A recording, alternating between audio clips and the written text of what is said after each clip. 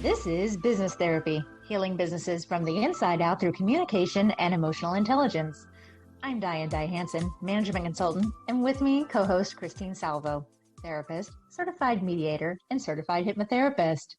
Good morning, everyone. Hello. Good morning, everybody. And today on the show, we have Natalie. And Natalie Davidson was born in New Mexico and raised in Sparks, Nevada. She has a 20-year-old son and a boyfriend of 15 years. Growing up, Natalie rode horses and got involved with equine therapy, which led her to the mental health field. Although she had worked in sales and marketing in various fields for decades, mental health had taken the cake. Natalie found her calling by working in business development for mental health treatment facilities. She worked as a community liaison and a director of business development. After being in the industry for 5 years, Natalie has decided she'll never leave. She makes friends and gets to help save lives. Welcome to the show, Natalie. Hi, thank you. And Natalie, I am just enthralled by your career path. It's just this misnomer that, and parents will say it, and high school career counselors will say it, and even college careers counselors will say it. Okay, here's your path. You're going to go get your degree, and then you're going to match what you want to do up with your degree, and you're going to find a company in an industry that you like, and you're going to work yourself up in that company in the industry that you like. And as you raise in jobs and job titles, that's how you build your career. That's like the stamp of like generic career advice right there. And Natalie, you have reached where you are in life in the very non-standard path. And I'm very excited for this episode because I can imagine that our listeners, many of them took the non-standard path as well. But so tell me about your career. Tell me about, let's just rewind back to that high school guidance counselor conversation. Was that one of the conversations you had? Yeah, well, I think I skipped school that day. I don't remember it. When I was a kid, I was going to be a professional horse trainer. I had nothing else in mind. I definitely didn't have the grades to be a veterinarian, but my life was going to consist of horses and horses and more horses and maybe some dogs. But outside of horses, that was really what I was going to do. But little did I know, when I was 15, 16 years old, that to make $1 million in the equestrian world, you have to start with $1 billion. So I did not have that. Yeah, horses are actually very expensive. And it's interesting that you start with that because my sister owns a horse rescue in Sutherland Springs, Texas. And it is a money suck. It's not a career, it's a passion. And you have to basically give your life over to those horses. There's a lot to be done. So what did some of your first jobs look like then? Oh, lots of poop, lots of hay. I scooped poop all the time. Out of stalls, out of outside pens, from the cross ties that, where people brush their horses. Lots of poop. So. Oh, yeah. They produce a lot, don't they? Yes. And then, it just kind of kept on going from there. So I went from just being the person who cleans the stalls to the person who feeds the horses, and then barn managers and so on. Okay, so you're on your way up. You're like, I am going to be it in the equestrian industry. And what happened? What was the change? Life and consistent income. And I actually got married when I was really young. So that was another piece of it, is let's go get jobs with the city and let's be adults. This isn't a grown-up job. So it was time to go start adulting. Yeah. How old were you when you got married? 21. Okay. I was 20. So yeah. Yeah, nice. Uncommon. Yeah, I was 21 as well. 2 weeks after my 21st birthday. See, I was in March was my 21st, and then June was my wedding. So I did it as close as I could. Yeah. So it was time to get out there and it was start adulting. So what did Mhm. adulting look like? At first, I waited tables because I was friendly and I made good money. And then adulting was go work for the city, go get your PERS, go have your health benefits and your time off. So, because I didn't really know much outside of animals, and I liked animals way more than I liked people, I decided to go work at animal control. So I started as a caretaker, and then I moved up and I was the dog catcher. I was the animal control officer. Well, that's interesting. So what was that like? It was really, really challenging being in the caretaker position. You are the person in charge of the euthanasia. So that was a little bit rough. And, that was kind of one of those things that has to be done. And you learn to value peaceful death, unfortunately. And you really learn to value, as you grow up with animals and animals get older, when is time. So I learned that really ugly lesson real fast. So what did you learn from that position? Because, when I think of people who have had varied career paths, there's always a piece of each and every role that someone takes away from it. So what did you take away from it? Oh, that working for the city and being that city person didn't mean that I was adulting. I was still very much an adolescent, a very young adult, working in a very grown-up world and having to deal with very grown-up issues and jobs within that one position. Yeah, I could see that. I can absolutely see how, anything that deals with death, especially animals, people, you need a different level of maturity for that. That's a really difficult concept to have a teenager, even if you're a late teenager, 19 or 20. That's a lot to process. That's a lot to put on someone's plate. Yeah. So you learned that just because you have the city job and the city title does not mean that you are adulting. So what was the next step away from animal control and being a dog catcher? I was a mom. I got to stay home and be a mom for a few years. And that is the job that I still want. Like, I would be the best stay-at-home wife ever, other than I'm not married. I am such a good stay-at-home person. I'm, busy doing my chores and doing my stuff. I bake, I cook. It's wonderful. But it doesn't, when you're, again, super young. I was 24 when I had my son, and we built a house because we couldn't afford to buy one that was already built. So we really made some odd choices.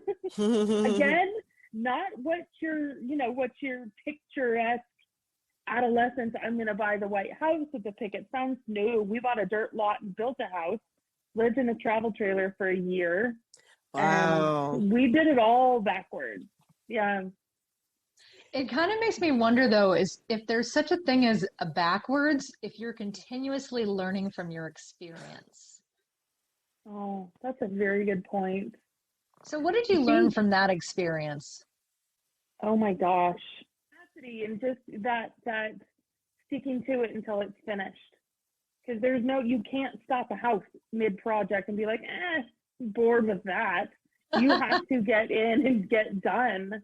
And you only have a timeline because, we're living in a travel trailer, and the county and the association, the homeowners association, only lets you do that for so long before you absolutely have to get into your house. So we had a timeline. So that was a big grown-up step for us. But yeah, so we built a house, had a baby, and then life went on from there. So your building phase.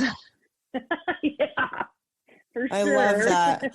That really brings to mind the word of the day in sessions all day today has been resiliency. And Nice. my favorite thing to share with people is, what does a kickball do when you put pressure on it and force it to the ground? It bounces.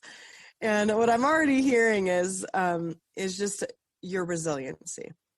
Mm-hmm. And resiliency really is the ability to get past difficult times in life, whether that's a stub your toe kind of morning, a spill your coffee on your lap kind of day, or a period in your life that just kind of goes through some hardship and difficult times, like having to live in a travel trailer and, while your house is being built and all of the things that come with that. That's not necessarily easy living. That's not necessarily convenient living. So I'm already seeing some big signs of, I think one of the reasons you might be so successful is that you're resilient. That's perfect. Thank you. I appreciate that. That's a very big compliment for me.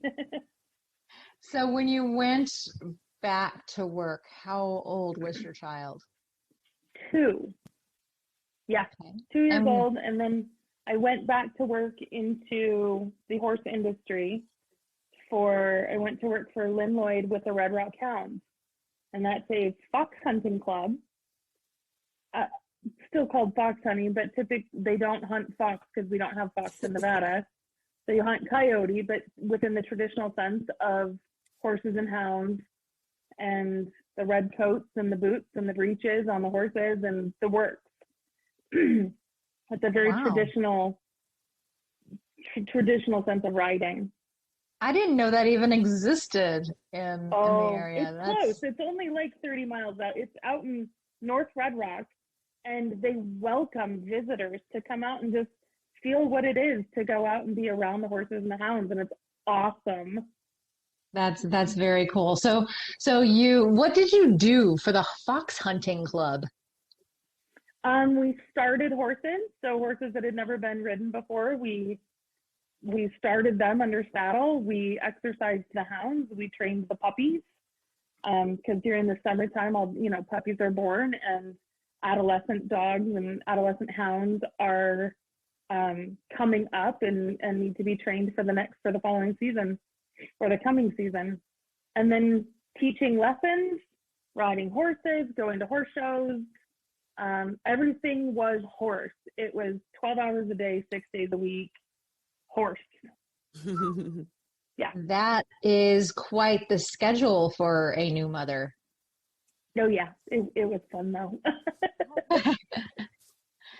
So I'm curious about the level of just difficulty in maintaining that schedule and also having this child at home.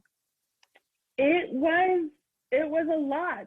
My husband at the time went to work at 4:30 in the morning.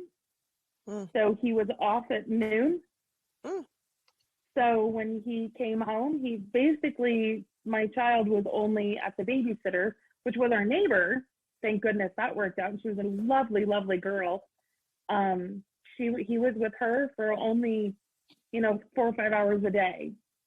And then they would come over Brad would pick him up. They'd come over to the barn. We'd have lunch. And then I'd get off at,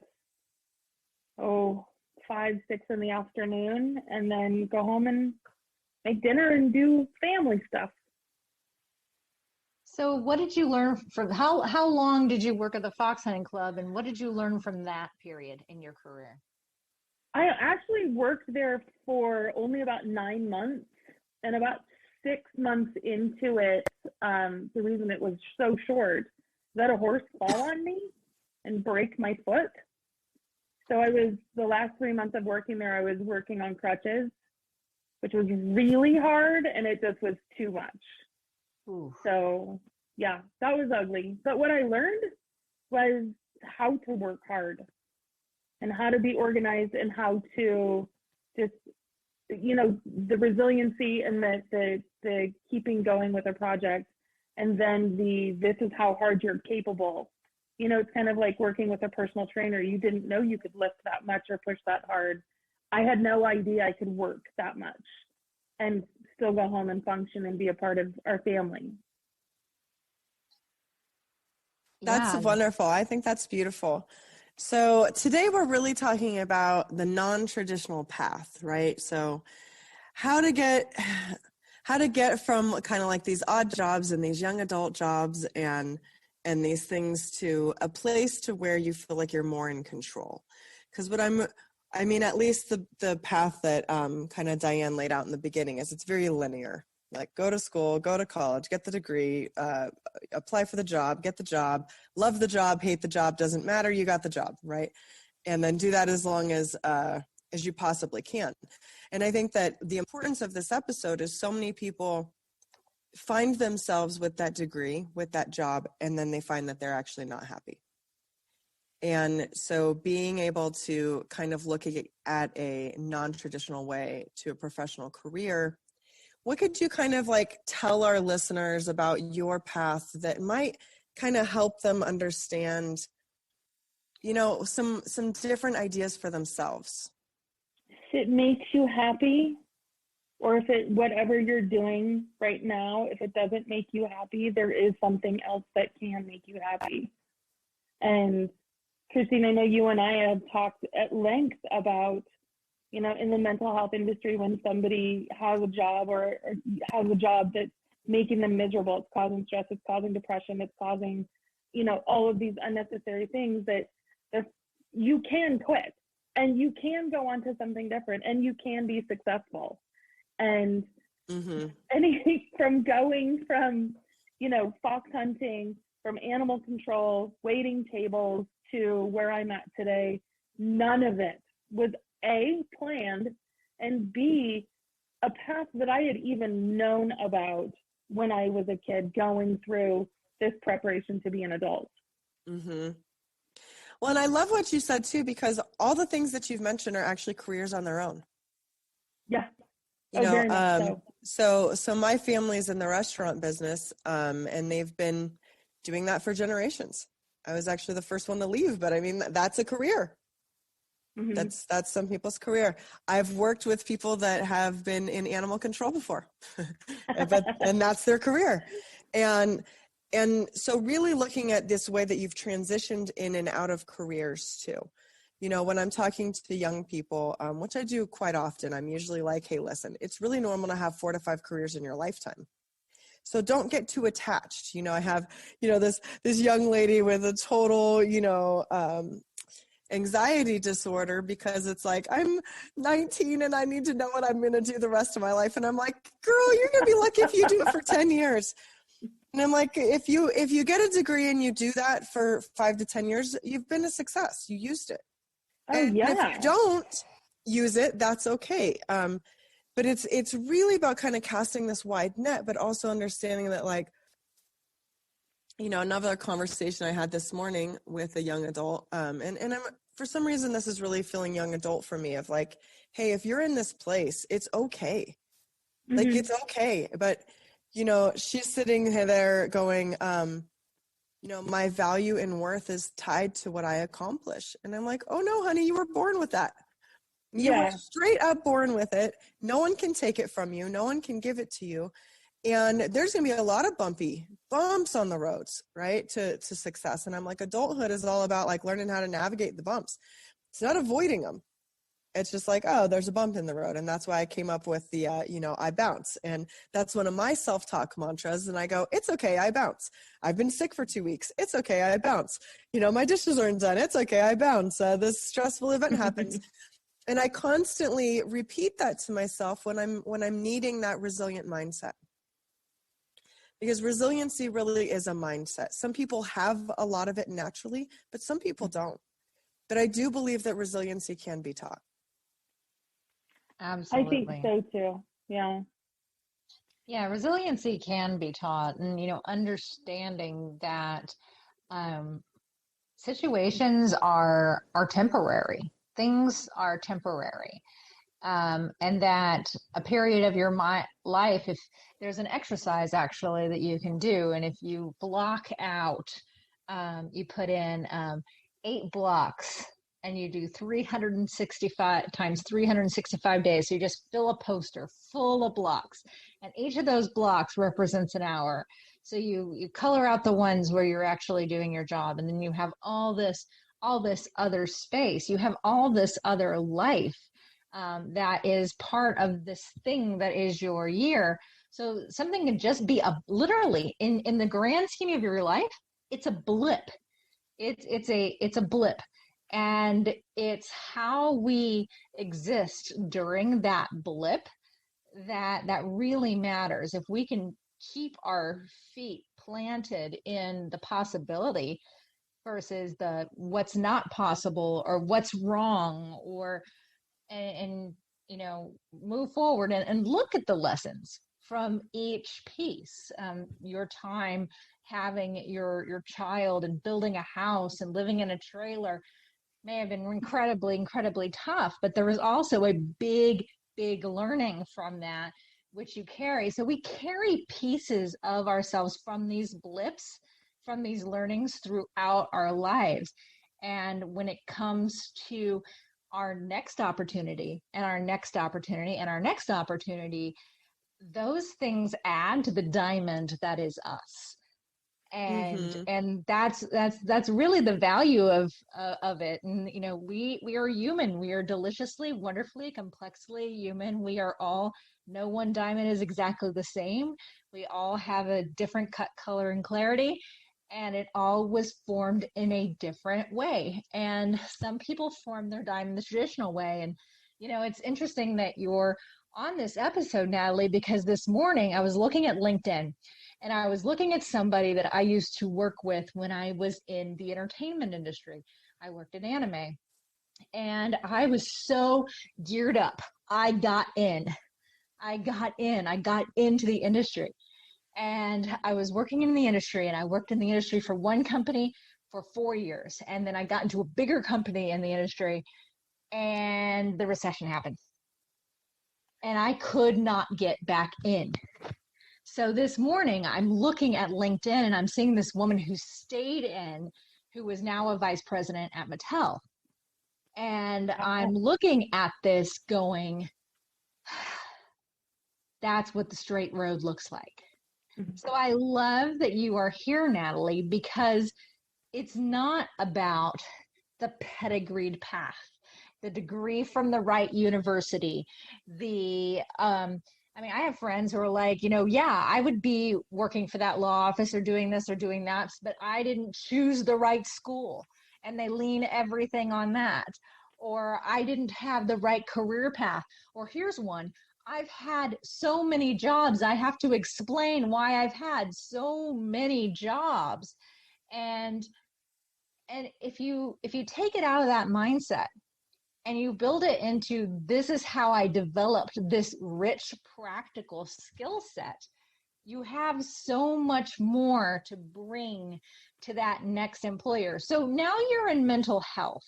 So how many years passed between the fox hunting grounds and mental health? 18 years. Yeah. 18 years. In that time, just give me a short list. What are all the things that you did in 18 years? Oh my word. I worked pharmaceutical sales. I worked in the insurance industry. I worked in sales, selling drinking fountains and emergency eye washes. I sold commissary supplies to federal and state prisons. I sold athletic shoes into the commissaries in federal and state prisons for a different company. I, all the while, have always ridden a horse, always taught riding lessons, always trained other people's horses. And then I went into managing an equestrian facility and building a lesson program. That morphed into equine therapy, and then I got into mental health. And it's done that one since. I love this because what you're showing me too is you're showing me a sales development path. Yeah. That is really, really attractive. So you moved from you never let go. You never let go of the dream. You never let No, go I of the didn't. horses. You never let go of what you wanted to do, but you also, and correct me if I'm wrong, came to this realization that just because you love it doesn't mean you have to work it. Right. Yeah. If I wanted to work it for the rest of my life, I'd just be poor. And I don't want to do that. I also forgot in the mix in there, I worked in the tech industry and then in the finance industry and then got my college degree. Wow. So I went to college. I didn't go to college till I was 31. Oh, I love this even more. I love this even more because I really love these stories of, I didn't know when I was younger. And I have these silly ideas that like, it's good to go to college after high school and stuff, but it's even better to go later in life when you actually know what the heck you want to do. Yeah. Right? Because like you said, it's not a straight path for everyone. Some people it is, and that's fine too. There's nothing necessarily wrong with that. But I'm loving that it's kind of like, hey, I was over here and I was over here and I was over here. And then I saw this thing I wanted to do. And then I realized that if I wanted to do that thing, I have to get the degree. And now that it's time to get the degree, I'm mature enough to kind of respect college, to understand what the education is. I'm invested fully. I've already had the conversation with my family of what it's going to take and the time. And, I have the support that I need. And I think it's actually a very different experience, a very fruitful experience. So for our listeners out there, if you've been considering going back to school, there is no better time than now. And don't discredit yourself. Don't fault yourself. Don't look at age and don't look at necessarily the carrot. Don't look at, I should have anything by any age. My favorite thing to say is, no, you shouldn't. If you should have had it, you would have had it. So now you got to go get it. If it's still a desire after all these years, go get it. But no shoulda, no woulda, no coulda. Go get it, right? Yeah. Exactly. Jump. I love it. My favorite quote from Yoda is, do or do not, there is no try. So just take action. Just, as Nike said, just do it. Just do it. And you'll be just amazed by the results. Thank you so much, Natalie, for being on the show and giving the young people and the midlife career people and the 40-somethings looking at enviously at LinkedIn a new perspective, because it's a perspective that's very well needed. Wonderful. I appreciate that. It's been a fun journey, and I hope that it continues in whatever direction it goes. I am okay with that. I love it. And flexible people are the happiest. Yes, we are. This has been Business Therapy, healing businesses from the inside out through communication and emotional intelligence. I'm Diane Hansen, management consultant.